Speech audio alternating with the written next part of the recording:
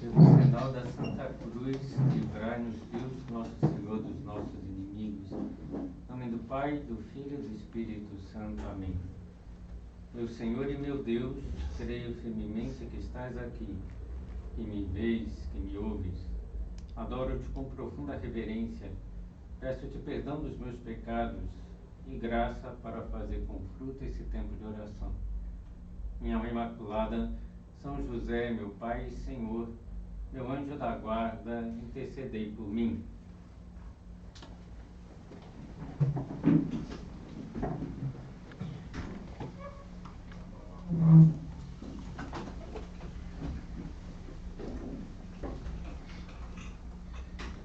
Há quase 2000 anos atrás, numa sexta-feira de abril, numa pequena elevação próxima à muralha de Jerusalém, estavam fincadas 3 cruzes. No monte denominado das Caveiras, o Calvário. E nessas cruzes estavam 3 homens que ficaram dependurados, suspensos, sangrando, até perderem completamente suas forças e morrerem asfixiados. 2 deles eram realmente culpados de muitos crimes, condenados justamente. E o terceiro homem suspenso na cruz morre carregado de culpas, mais do que os outros 2 condenados. Mas as culpas não eram suas, não eram próprias, e sim as culpas de toda a humanidade. O terceiro homem crucificado era Jesus. Estava realizando a profecia que dizia: por nossas culpas é que foi ferido, por nossos pecados é que foi torturado. O castigo que devia cair sobre nós caiu sobre ele, e por suas chagas nós fomos curados. E nessa primeira meditação do recolhimento, pensava em aprofundar nas atitudes dos 3 homens suspensos em suas cruzes. Quem era o primeiro crucificado? O evangelista Lucas define-o como um malfeitor, portanto, alguém que fazia mal. Malfeitor é alguém que faz mal aos outros, um criminoso, e que estava sofrendo o mesmo suplício da cruz que os outros 2, só que blasfemava contra Jesus Cristo, provocando, desafiando: se és o Cristo, salva-te a ti mesmo e salva a nós também. O evangelista Marcos acrescenta que também os que haviam sido crucificados com ele o insultavam. Mateus confirma: e os ladrões crucificados com ele também o ultrajavam. Então, reparem no início, os 2 ladrões e malfeitores que haviam sido crucificados com Cristo blasfemavam, insultavam, ultrajavam a Jesus. E o primeiro morreu assim, repleto de ódio, como um cão raivoso, esbravejando. Quem era o segundo crucificado? O segundo crucificado também tinha sido um malfeitor, mas naquele momento derradeiro, no fim da sua vida, dá uma guinada de 180 graus no seu comportamento e se converte completamente. São Lucas nos conta como ele repreende o primeiro ladrão. Nem sequer temes a Deus, tu que sofres o mesmo suplício. Para nós isso é justo. Recebemos o que mereceram os nossos crimes, mas este não fez mal algum. E acrescentou: Jesus, lembra-te de mim quando estiveres no teu reino. E Jesus lhe respondeu: em verdade te digo, hoje estarás comigo no paraíso. É impressionante a guinada na vida desse homem. E o que aconteceu para que isso se realizasse? Porque o segundo criminoso, que tradicionalmente é conhecido como Dimas, mudou tanto. O que fez um condenado à morte, a pena de morte, e provavelmente justamente reconhecesse a Jesus, saísse em defesa de Cristo e passasse a ter a fé que Jesus ia estabelecer um reinado. Lembra de mim quando estiver no teu reino. Penso que podemos dizer que o motivo inicial foi o fato de ter olhado atentamente para Cristo. E o que observou em Jesus? Penso que contemplou a sua infinita bondade, captou a sua misericórdia incondicional, saboreou a nobreza de sentimentos de Jesus. Pensou, nessa situação, esse homem está isento de qualquer ódio, de qualquer raiva, nem mesmo para aqueles que lhe tiram a vida. Esse homem morre de amor e por amor. Claramente, ele é inocente, não tem culpa. Como ele abraça a cruz, como quem carrega amorosamente culpas que não são suas, mas dos outros. E no caminho do Calvário, Dimas vê mãos que batem em Jesus, o empurram e fazem com que ele caia, bocas que cospem no rosto de Jesus. Depois, mais adiante, vê martelos que pregam o seu corpo na cruz e vê o contraste chocante da atitude de Jesus e dele e do outro ladrão, que estão revoltados com tudo aquilo. E como Jesus perdoa a todos. Escuta a oração de Jesus: Pai, perdoa-lhes, porque não sabem o que fazem. Essa misericórdia de Jesus abriu, destrancou a sua alma. Eu ouvi ele falando com o Pai, ele rezando, né? Jesus falando: Pai, esse é o Filho de Deus que está aqui, e esse homem perdoa tudo. E por contraste com a sua vida, pensa: eu sou culpado, eu mereço, esse homem não merece, né? Para nós isso é justo, vai dizer para o outro ladrão. Recebemos o que mereceram os nossos crimes. E quando defende Jesus, eu imagino que o olhar de Cristo se voltaria para ele, cheio de compaixão, de misericórdia. E aquele olhar penetrou a fundo o seu coração. E ao perceber que Jesus é o Filho de Deus, conclui: ele é quem vai reinar para sempre. Ainda vê a placa escrito em cima da cabeça de Cristo, né? O Rei dos Judeus. Então, é o Filho de Deus e é Rei, e ele vai reinar. Senhor, lembra-te de mim quando estiveres no teu reino. Ele acredita.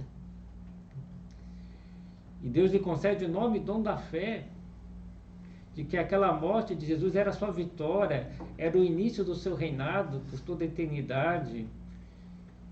Talvez tenha até compreendido que Jesus dá vida pela salvação dos homens, pelos seus pecados. Isso acendeu no seu coração um amor imenso, repleto de confiança, de abandono. Ele começou, talvez, reconhecendo as suas coisas. Nós merecemos.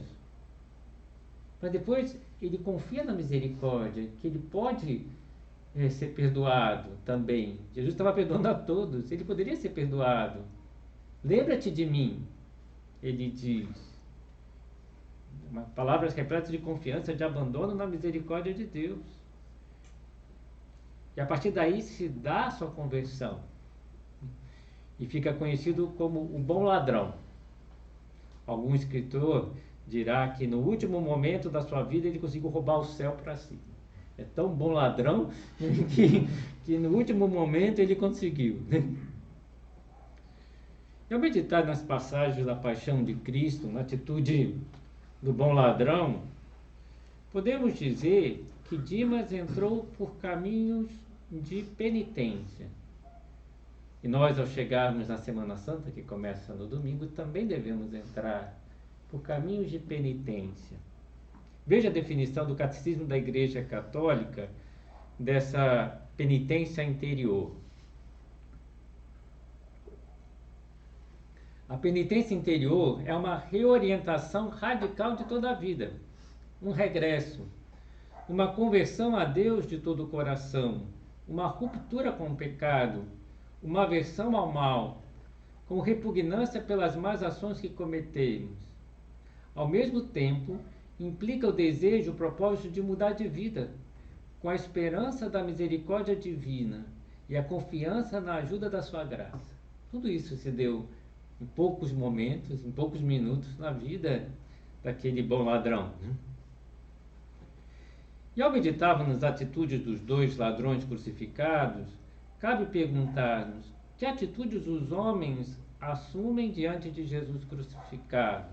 E depois perguntarmos também, e que atitude eu assumo diante de Cristo? Na Sexta-feira Santa estaremos diante da cruz, da paixão do Senhor. Qual será a nossa atitude? Então, atitude dos homens diante da cruz, alguns se tornam indiferentes. Em Jerusalém, muitas pessoas nem interromperam o que estavam fazendo. Era o momento mais importante da história, a salvação da humanidade. E muitos nem se deram conta. Ficaram em casa ou no trabalho, fazendo rotineiramente as suas obrigações. E hoje em dia, alguns se identificam com essas pessoas por serem indiferentes a Deus, ao seu imenso amor por nós, por serem indiferentes aos pecados, que são a causa da morte de Cristo, da condenação de Jesus. São aqueles que são insensíveis ao amor de Deus e também são insensíveis aos seus pecados. Certa vez me mandaram um texto, achei interessante ao respeito. É um relato de um sonho, que eu só resumi um pouco, mas ainda ficou longo. Devo avisar que ficou longo, mas acho que vale a pena ler. A pessoa escreveu, ainda não sei se foi um sonho ou não. Só me lembro que, vencido pelo cansaço, dormi no sofá e me vi, no sonho, ou não, no imenso salão, onde havia uma parede repleta de fichários, do chão até o teto. Cada fichário tinha uma etiqueta com o seu título. Chamou-me a atenção uma das gavetas com o título Moças que eu gostei durante a vida. Abri o fichário rapidamente e comecei a repassar as fichas.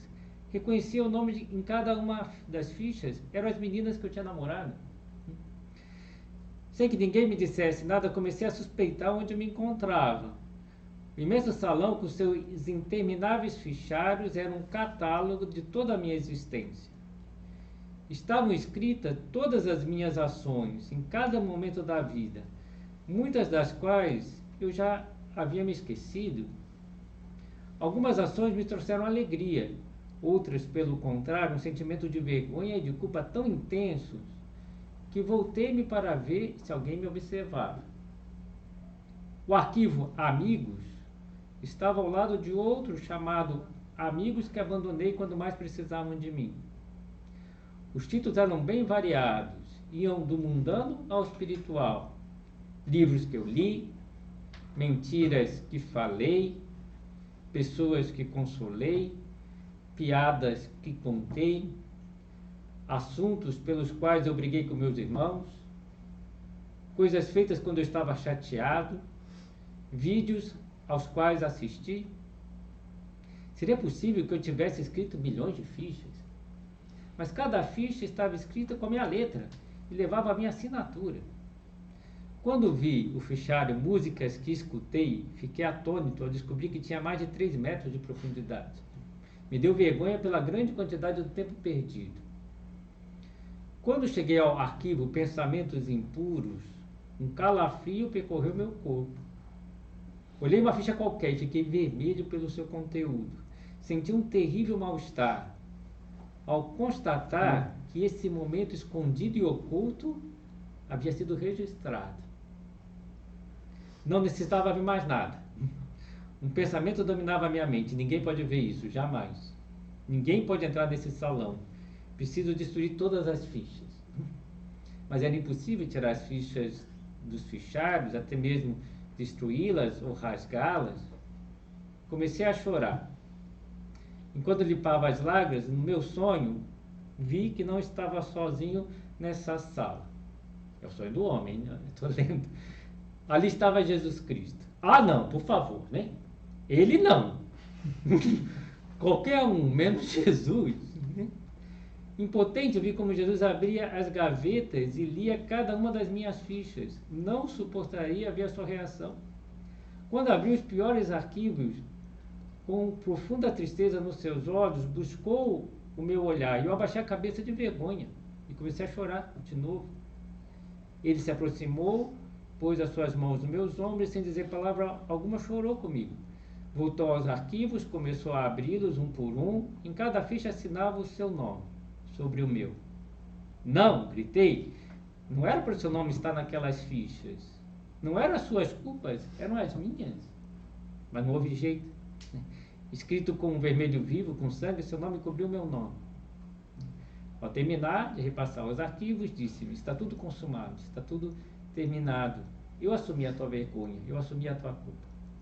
Não sei se é uma história inventada, talvez seja, mas interessante, nos faz pensar. Esse pesadelo, né, que é um verdadeiro pesadelo, tem um fundo de verdade. Vai acontecer isso algum dia? De certa forma, sim, no nosso juízo. E o pior de tudo, que vai ter também um juízo universal, né? Que as fichas não serão vistas só por nós, mas por todos que queiram ver. Às vezes isso nos dá vergonha. Nos dá vergonha porque os outros vão saber do que eu fiz de verdade. Mas não deveria dar mais vergonha porque eu ofendi a Deus? E que Cristo pagou por esses pecados? Não posso ser indiferente aos meus pecados. Os santos chamam uma noção muito clara da maldade do pecado. O beato Álvaro de Portillo escreveu: o pecado grave é como uma lança que cravam outra vez no Senhor.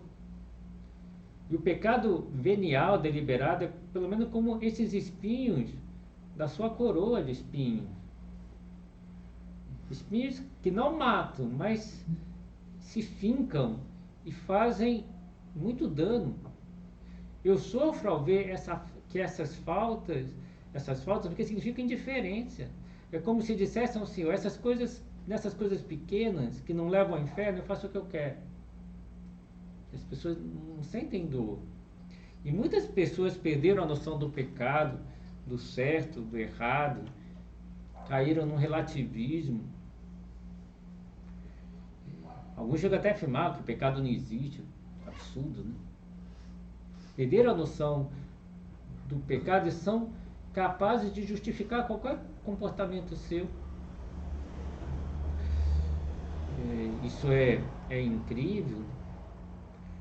E não reconhece a maldade que está por trás, a maldade de uma mentira dita numa roda de amigos, que nos faz perder a nossa dignidade, nos torna injustos porque nós enganamos os outros. A inveja que amesquinha o nosso coração e nos entristece por sentirmos diminuídos, por não termos a oportunidade que os outros tiveram. O egoísmo que nos isola dos demais e alimenta a solidão. A ira que nos leva a sermos grosseiros com as pessoas que mais amamos. A falta de paciência que faz desistirmos das pessoas. A hipocrisia que leva a estarmos representando, tensos, preocupados com a nossa imagem, e assim por diante. E nós reconhecemos os nossos pecados, a nossa maldade, que é preciso reconhecer, que foram causa da morte de Cristo. Outros, diante da cruz, são como o primeiro ladrão que blasfemam. E quantas pessoas hoje em dia blasfemam contra as leis de Deus, que realizam o homem, que tornam o homem feliz, contra a igreja, principalmente no campo da moral, né? E passa a atacar o Papa, a igreja, a fé cristã. e voltam a blasfemar, insultar a Cristo e cuspir na sua cara. Outros são tão orgulhosos que só veem o bem que fazem e são incapazes, né, de descobrirem o mal. São incapazes de dizer como o bom ladrão: nós merecemos, né, pelos nossos pecados esse castigo. Algumas pessoas são como parentes do fariseu da parábola, né, que rezava, né: graças te dou a Deus porque não sou como os demais homens, ladrões, injustos, adúlteros, nem como este publicano que está aí. Jejuo 2 vezes por semana, pago o dízimo de todos os meus lucros. Então, cheio de si, né? Só tem coisas boas, não tem pecado. O publicano não batia no peito: ó Deus, tem piedade de mim que sou pecador. E há muitas pessoas que ficam arrumando desculpas para os seus erros, e chamam às vezes até o que é mal de bom. O livro Lágrimas de Cristo, Lágrimas dos Homens, de Padre Francisco Fausto, que é um livro bom para ler nessa semana, né? Ele faz referência às pessoas que se desculpam dos seus pecados, achando que não fazem nada de errado, ou que é pior, chamando o que é mal de bom, conforme as suas conveniências, conforme interessa as suas paixões. Então, o egoísmo de recusarem a ter filhos se transforma em responsabilidade. A preguiça de não ter compromisso de amor com Deus, autenticidade: eu só vou à missa quando eu sinto, porque eu sou autêntico. É autêntico preguiçoso, mas é autêntico, né? Até a infidelidade conjugal recebe o título: tenho o direito de ser feliz. Como as pessoas mudam tudo, né? E poderíamos falar outras coisas mais. Outras pessoas não chegam ao final da conversão porque param na metade do itinerário do bom ladrão. O ladrão deu o primeiro passo importante: eu sou culpado, eu mereço. Algumas pessoas são até capazes de falar: não, eu errei, mas como fosse um erro técnico, né? Um erro de caligrafia: passei um pouquinho, né? Não reconhece, não um passo a mais de reconhecer a maldade que está por trás, não completar o processo. E nem chega no terceiro passo, que é reconhecer como Deus é misericordioso, porque a capacidade de Deus de perdoar é maior do que a minha de pecar, que a minha capacidade de pecar é imensa, mas maior ainda é a misericórdia de Deus. E como se consegue isso? Olhando para Cristo. São José Maria, no livro Via Sacra, diz o seguinte, escreveu o seguinte: amo tanto a cruz, amo tanto Cristo na cruz, que cada crucifixo é uma censura carinhosa do meu Deus. Então, para olhar, quando ele olhava para qualquer crucifixo, ele via que era uma censura de Deus. Eu sofrendo e tu covarde, eu te amando e tu me esquecendo, eu pedindo-te e tu me negando, eu aqui com gesto de sacerdote eterno, padecendo quanto é possível por amor de ti, e tu te queixas ante a menor incompreensão, ante a menor humilhação. São José Maria, no outro ponto, vai dizer: não era necessário tanto tormento, tanto sofrimento. Ele podia ter evitado aquelas amarguras, aquelas humilhações, aqueles maus tratos, aquele juízo iníquo, a vergonha do partido, os pregos, a lança, mas quis sofrer tudo isso por ti e por mim. E nós não havemos de saber corresponder?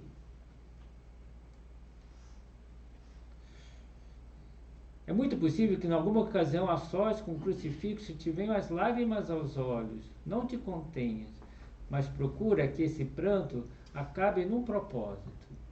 Um propósito de melhora, um propósito eficaz. Essa é a verdadeira contrição que Deus espera de nós. Pedro chorou? Chorou, porque tinha negado 3 vezes o Senhor, viu o olhar misericordioso de Jesus para com ele. O olhar de Cristo dizia: Pedro, uma vez convertido, confirma teus irmãos. Pedro, eu rezei por ti. E Pedro chora. Chora de dor de amor. E não nega mais. Ele vai morrer crucificado, de cabeça para baixo. Vai dar vida por Cristo.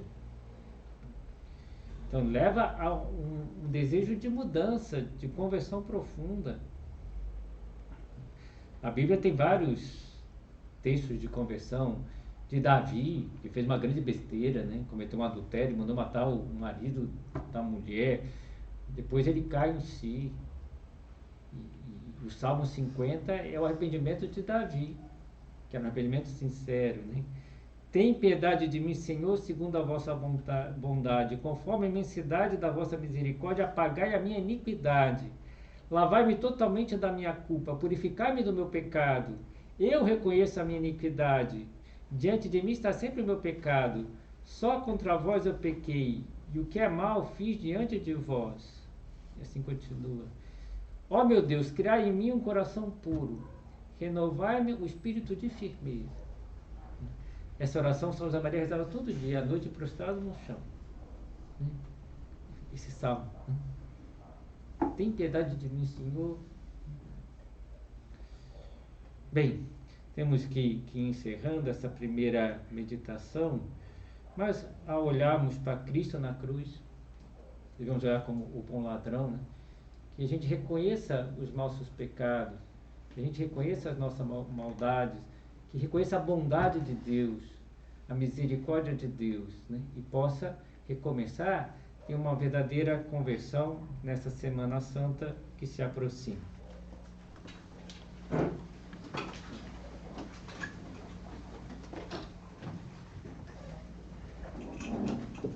Dou-te graças, meu Deus, pelos bons propósitos, afetos e inspirações que me comunicaste nessa meditação.